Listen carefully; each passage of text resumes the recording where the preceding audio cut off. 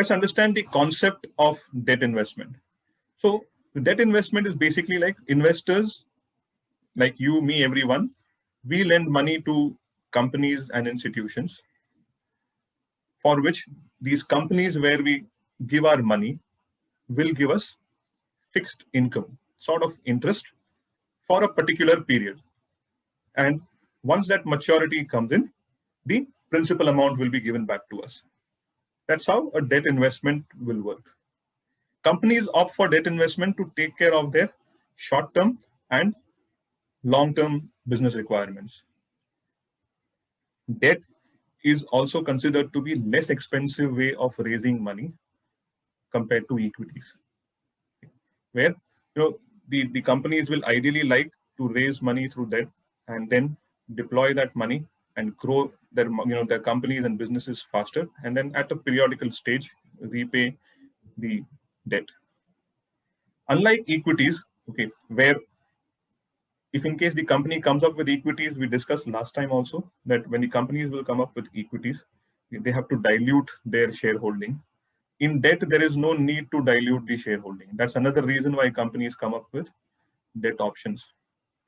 And then, of course, we all know that investors feel more comfortable while investing in debt compared to equities, because there's an element of some sort of surety that there's a fixed income which is going to come, and the risk is much more lesser compared to equities.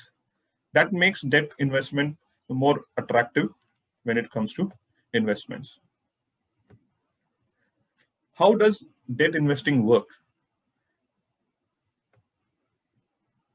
Now, just to understand this, let's take a scenario where a company issues a bond, and investors at that moment start thinking that should I take the bond of these particular companies?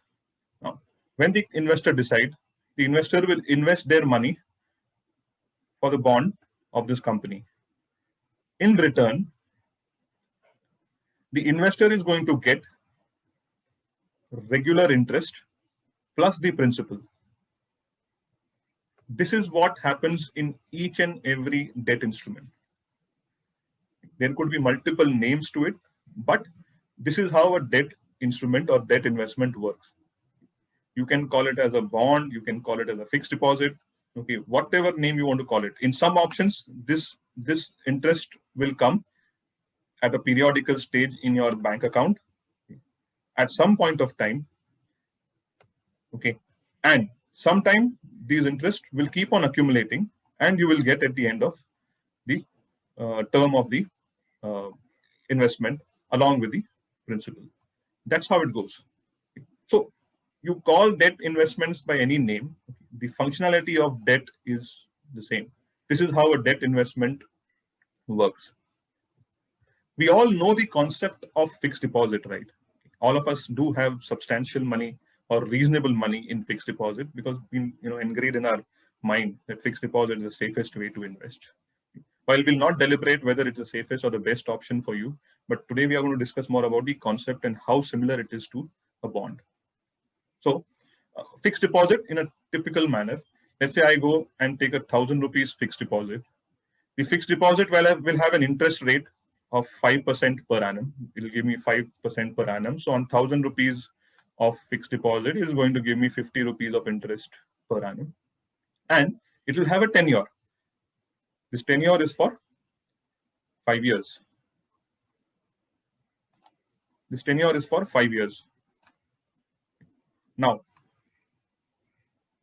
how different is bond than this? Basically, bonds are just like fixed deposit. What's going to happen here is 1,000 rupees bond or fixed deposit will have a maturity. 1,000 rupees bond or fixed deposit will have an interest rate. The difference is in fixed deposit, the interest rate, okay, the interest paid is called as interest rate. In bond, it is called as coupon rate. In fixed deposit, you have a tenure of fixed deposit. In bond, you have a maturity. But technically, it works in the same manner. So next time when you hear a word corporate bond, okay, or let's say a government bond, do not say it's a jargon. It's as simple as your fixed deposit. Now, what's going to happen in this is that these elements are fixed when it comes to bonds. When it comes to bond, your maturity or maturity value is fixed. Your interest rate or coupon rate is fixed. At the same time, your maturity is fixed. So it's so similar to fixed deposit, right? All these three elements are fixed. In fixed deposit, you invest 1,000 rupees, you get 1,000 rupees and the interest. In bonds, you invested 1,000 rupees at the beginning of the bond. If you hold that bond till the end, okay, it's going to give you this return for this period if you hold it, and this particular as a maturity value. Now, where is the difference? And why do we see that, we talk about bond prices going up, bond prices going down, and why there are different avenues in debt or debt mutual funds which give us different returns. So the major difference between the fixed deposit and bond is that the bond price or the value of the bond changes based on different factors because this bond is tradable. This is one of the major difference between your fixed deposit and bonds. Rest of the things are all fixed. The things that you see in red circle are fixed. That doesn't change even for the bond. What changes is the value of the bond because it is tradable on the exchange. It is traded on the exchange. Now, let's go ahead and see what are the factors that affect debt investment.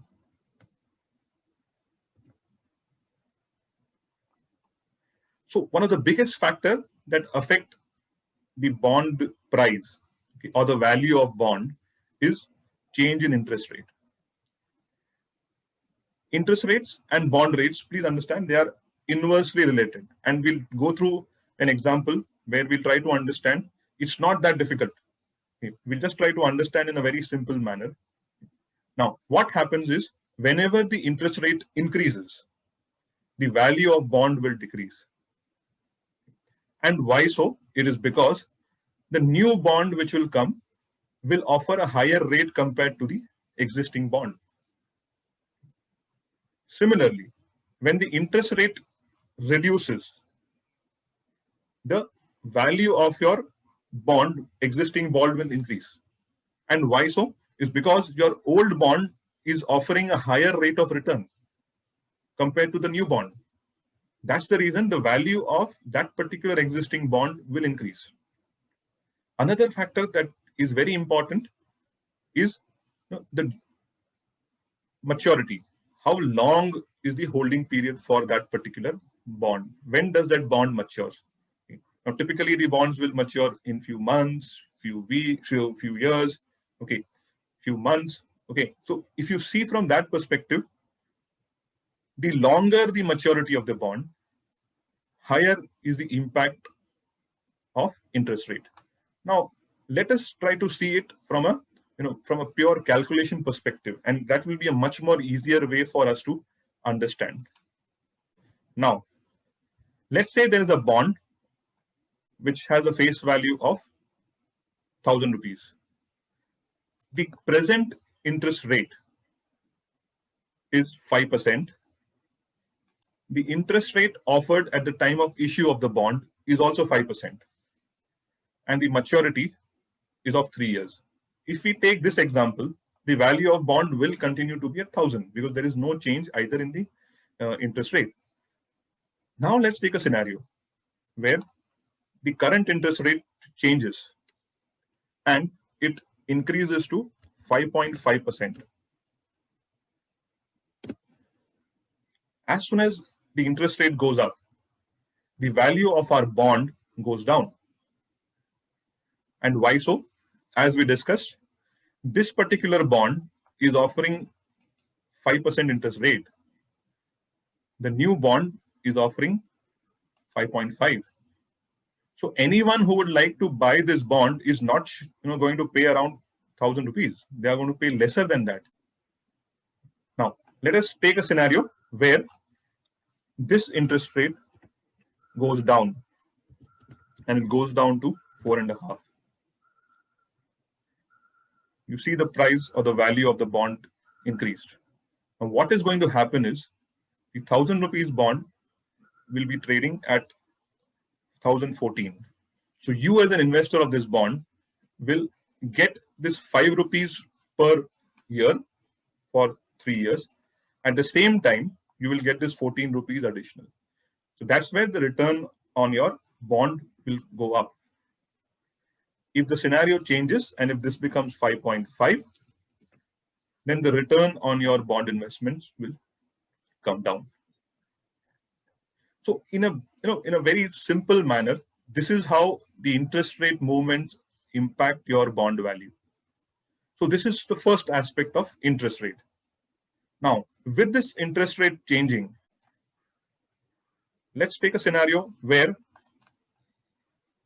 the bonds that you hold is right now for 3 years. So the impact we can see is the 1,000 rupees bond, the price of the bond became 987. If I'm holding bond which are for a longer period, let's say 7 years, and the interest rate goes up, the impact is much more higher, because it is telling me that the interest rate or the paper that I hold, the investment or the bond that I hold is giving me 5%, whereas the subsequent bonds are going to give me 5.5%. And this 5% bond which I hold right now is for a longer period of time. If you look at this scenario, the longer the maturity, the higher is the impact on the bond value. The shorter is the maturity, lower is the impact. So always keep in mind these two things, which will always be there whenever you invest into a bond or a debt investment, that it will be the interest rate which will impact the price of the bond, and this price of the bond reflects in your overall investment portfolio, mutual fund portfolio. So whenever there is change in the interest rate, the value of bond changes, and this have an impact on your overall portfolio holding of debt mutual fund. And that is where you see the returns of your debt mutual fund going up and down. When you look at debt investment, there are some risk elements that we have to see. Now, most of the time it was considered that whenever you invest in debt, debt is supposed to be or considered to be less risky. Yes, it is supposed to be less risky compared to equities, but there are few elements of risk which need to be taken care. So let's look at the first risk, which is the credit risk or a default risk. This says us that you have to see to whom this money is being given. Whom are you lending this money? Let's say there are two companies. One company is a well-known company, have clean track record, okay, good management, and there is a company which is not that up to the mark. If both these companies come up with their bond, of course, there is a possibility that the other company which is not that up to the mark, okay, for various reasons it could be, okay, not necessarily that they are bad companies, but still, okay, they will offer an additional return. Most of the time, we have the tendency of looking at how much returns do we get. But when it comes to debt investment, the first focus should be on risk, because we invest into debt to take lesser risk and not to generate higher returns. So, and what's going to happen is, if in case we end up giving this money to a company which is not going to do well, there is a possibility of the entire capital getting lost. Hence, and that is what, if in case the companies or the institutions to whom we give money, if they are unable to repay, then the money is lost, and that risk is called as credit or default risk. Interest rate risk, I think we have discussed in a couple of minutes ago, how the interest rate risk have an impact. Inflation risk is also there. When you look at the inflation risk, what do we mean by inflation risk is very simple, that the investments that you are generating right now may over the period of time generate lesser returns than inflation. In such a scenario, there is a risk which you are carrying.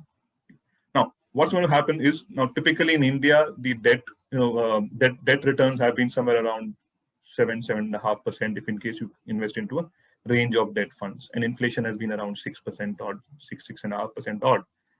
So in that case, it will go through.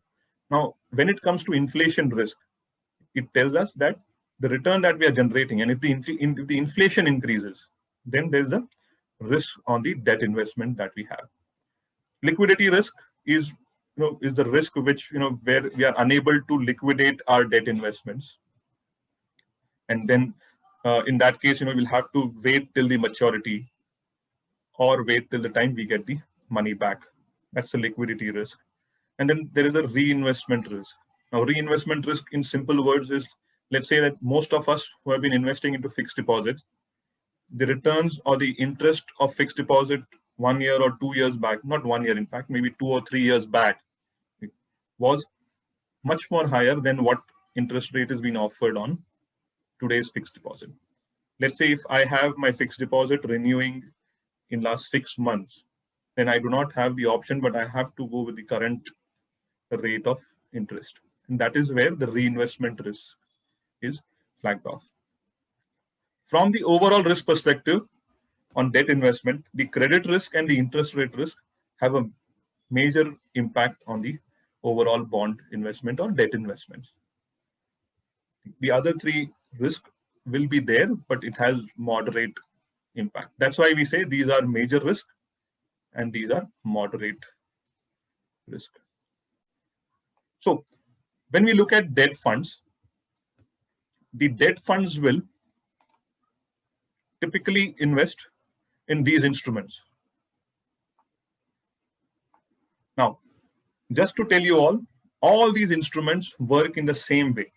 These are just different names given because the borrowers are different and the maturity of these bonds or securities are different. Otherwise, if you look at it, all these instruments work in the same manner. Same manner. These are the borrowers. What happens in a debt fund is, debt fund will invest into these instruments which are offered by or issued by these entities, and the maturity will come into picture based on what kind of fund the investment is going in. So these are different kind of funds that we want to these are different type of funds based on maturity. So what we have done is we have split the debt fund into two different types of debt funds. One is maturity based and second one is portfolio based. Why we are calling it maturity based is because these debt funds invest on the basis of maturity of the securities. Now, there are many different type of debt funds. While we have filtered it out in subsequent slides for you all, but I think it's important to look at it from what all options do we have. So if you look from a let's say short-term perspective, then you have overnight fund and liquid funds. Now these funds, overnight fund is like 1 day maturity. Liquid funds, most of us are aware about liquid funds and we have been investing into liquid funds to park our short-term needs. Liquid funds will have a maturity of up to 91 days. Then there are ultra short duration, low duration, money market. These are all up to 1 year. All up to 1 year. So let's say someone who wants to invest into debt for a shorter period of time, one should look at funds which are investing into lower maturity. Because we saw that in case there is a change in interest rate, the impact on the fund or the instrument which is having shorter maturity is much lesser. And that too because you need this money within 1 year. So, and that's the reason when we try to put it in a risk return graph or grid, the risk is low. Of course, even the returns are on the lower side. Then comes short duration, medium duration, and dynamic bond. So short durations are up to 1 year. So they will invest into securities where the maturity is between 1 to 3 years. Similarly, 3 to 4 years for medium. Dynamic bond funds invest into securities across all different kind of maturities. So as the name suggests, they are dynamic. Depending on the interest rate scenario or the assessment of the fund manager, the way he or she expects the interest rate scenario to be, the economy to go, on that basis, he or she as a fund manager will decide on how to construct the overall portfolio. Okay. And then there are mid duration and long duration debt funds. Now, where we believe that the risk element is higher, and this is also because it is the longer the duration, the risk is higher. Coming to the next part of it, which is based on portfolio. What does it say is these are different kind of debt funds. Your corporate bond funds, your banking and PSU, floater credit risk. These debt funds have to invest minimum of 80%, 65% in these instruments. So corporate bond funds, for example, have to by default invest minimum 80% of their investments in highest rated securities. Likewise, banking and PSU will have 80% in PSU and banks. And then you have gilt funds where the investment is into government securities. Now, because there is no limit on the duration of the investment or the papers that you hold. That is why we have put it in a moderate risk to return grid, because there is a possibility that if you look at the average maturity of your overall portfolio in either of these funds, okay, it will be higher than those with short duration. That's why they have been classified in moderate risk. Gilt funds are government securities. The reason why they are on the high risk is not because there is no credit risk in gilt fund. Government will repay the entire money for sure. Okay, there is never a credit risk on GSEC or government securities fund, but the risk comes from the duration of the investment. Gilt funds are predominantly long-term investments, and they are more sensitive to interest rate changes. That's why they are classified as high risk. Now, it's very important to understand what sort of returns can one expect. So it's very important to set the right expectations. So these are different kind of bond or bond funds or debt funds that we discussed. And these are the average returns. So one of the reasons why we thought we should look at the calendar year returns and not a 1 year, 2 year, 3 year CAGR return, okay, or 1 year flat return, is because what happens is, let's say if in case a bond fund or a debt fund has a good 1 year or a bad 1 year, the implication of that particular year will be on the overall CAGR calculation or the annualized return calculation. Hence, and what happens is, another way is you invest into debt fund looking at the yearly returns. You expect debt funds to be more stable.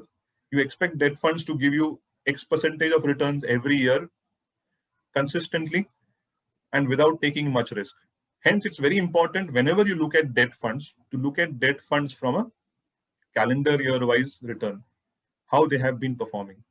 At an average, what one can expect from debt over a period of time is ideally around 6.5% to around 8%, depending on what kind of bond funds we invest in.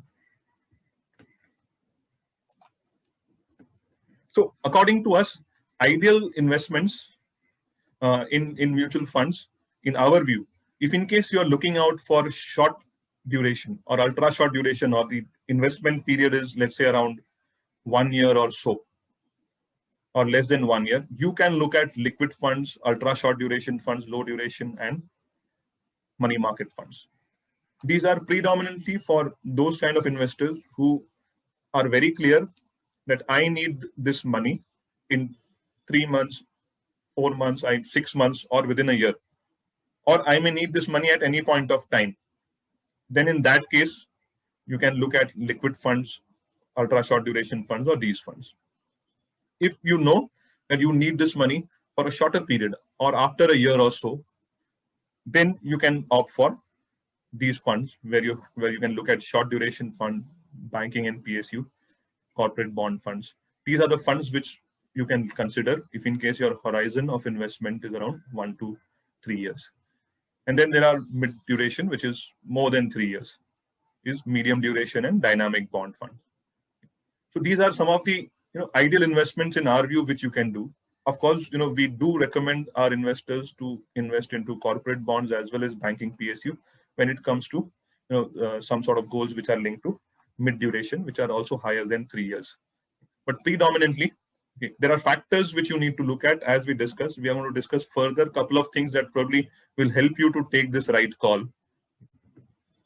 How do we select the right debt fund? It's very important to get the right debt fund in your portfolio. And the first step that you do is, as we always say, it has to be linked to your objective. So in our view, debt funds are predominantly for short and mid-term duration debt funds. So when you look at, let's say if someone has a objective of 10 years or 12 years, then predominantly it has to be equities. But let's say the risk profile is on the lower side, or you want to do have some element of debt. Then you add a debt fund to reduce the risk that you're taking. Otherwise, debt funds are predominantly for short or mid-term. Of course, there are a lot of retired people who rely on debt funds. And for them also, it's very important to restrict to mid-duration or mid-term debt funds rather than going for long-term, because we did saw the risk that one can one is carrying when you invest into debt funds which has a long-term maturity. The quality of the portfolio is very crucial at the time of selecting the right fund. There are credit rating agencies like ICRA and CRISIL. They rate each and every bond that comes up. So there are ratings like AAA and AA and A plus. So there are different ratings from different rating agencies. These can be looked upon. The kind of institutions and sectors, the government sectors, private sectors. So these things will help you to decide the quality of the portfolio. In debt, I'll again repeat, the quality is very important. This clearly is to mitigate the credit risk or default risk. And then comes the average maturity. Okay, and there's an element which is a technical element called modified duration. That information will be available on most of the portal. In a very simple language, average maturity, as we said, the overall portfolio ka maturity. Okay. Now, the average maturity is, if the average maturity is shorter, then in case of change in interest rate, my overall portfolio will have less volatility. The longer the maturity, higher will be my volatility of the fund. Okay. So financial goal is the first thing that you need to consider at the time of selecting the fund. The quality of the portfolio to mitigate the credit or default risk, and then to mitigate the interest rate sensitivity, you have to select the funds which have shorter or medium duration of maturity, so that the volatility is on the lesser side. How do you look into these? How do you check? Okay. So to check this, it's very easy. We have taken the screenshot from valueresearchonline.com. Okay, and this is just an example. So don't. This is just an example. We do not mean to intend or promote any particular fund here. Okay. So this is just to show you how different investments or the portfolio is constructed and where your money is lying, this will give you a clear picture. So if I look at this fund is telling me that almost 80% of the money is in AAA rated securities. Now, AAA rated are the highest rated securities where we believe that the money has gone to very stable and good companies. Then you have the government investments. Then again you have A1 plus, and these are cash equivalent, just like how we keep money in our bank or fixed deposit. So this, if you look at this graph for each and every debt fund, it will throw a lot of light on the what kind of portfolio you are parking your money into. You have to understand that you are giving this check where your check is going to get invested into each of these companies. Hence, checking the portfolio is crucial. Then, as we discussed, how do we check the average maturity and duration, right? Longer the duration, higher is the risk. Lesser the duration or the maturity, lower is the risk. So just to give you a sample, now we have taken, let's say this is a liquid fund. And how do you see a liquid fund? So liquid fund, we all know, will be investing in investments which are less than 91 days. Okay. The average maturity is around 0.12 years. Okay. If you go to ultra short duration, which invest into a duration which is higher than your liquid, in that case, this has gone up. Okay. Short-term bond. This says that the portfolio have the average maturity of around 2.6 years. As you go with the longer duration, the average maturity will increase. So if I have to put this on a interest rate sensitivity graph, what it's going to tell me is this: if in case the interest rate changes, the lesser impact will be on liquid fund. Then there'll be some more impact than liquid fund on ultra short. Then some more impact on ultra short term compared to ultra short. Okay, the impact will be reasonable on medium duration funds, and the impact will be much more higher on the gilt fund. Now it can work both the ways. If as we saw, if the interest rate goes up, then what you hold right now, okay, then the price will go down, and then the impact is much more higher. Okay. If the interest rate goes down, then the price of this particular fund or the portfolio of this particular fund will go up, because they hold the instruments which are giving higher interest rate for a longer period of time.